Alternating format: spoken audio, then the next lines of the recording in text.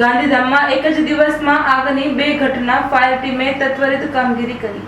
ગાંધીધામ શહેર અને તાલુકા વિસ્તારમાં શનિવારે આગની 2 અલગ અલગ ઘટના સામે આવતા દોડધામ મચી ગઈ હતી। જો કે બંને સ્થળે ફાયર બ્રિગેડની ત્વરિત કામગીરીના કારણે આગ પર સમયસર કાબુ મેળવી લેવામાં આવ્યો હતો। પ્રથમ ઘટનામાં ગાંધીધામના જગજીવન ટાંક પાછળ આવેલ ઝૂંપડા વિસ્તારમાં સવારે આગ લાગ્યાની જાણ થતાં ફાયર બ્રિગેડની ટીમ તાત્કાલિક સ્થળ પર પહોંચી હતી। સવારે 11 વાગ્યે ઘટના સ્થળે પહોંચેલી ટીમે સતત કામગીરી હાથ ધરી હતી। બપોરે 12:40 આગ પર સંપૂર્ણ કાબુ મેળવી લેવાયો હતો।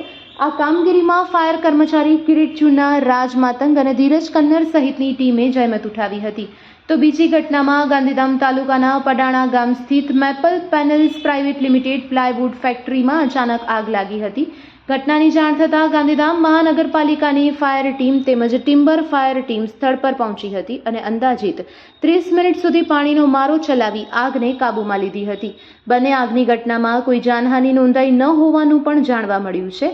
આગ લાગવાના કારણની તપાસ હાથ ધરવામાં આવી છે। ફાયર વિભાગની સતર્કતા અને ઝડપી કામગીરીના કારણે સંભવિત મોટી દુર્ઘટના ટળી હોવાનું સ્થાનિકોએ જણાવ્યું હતું। Report by Bharti Makhijani, Gandhidham.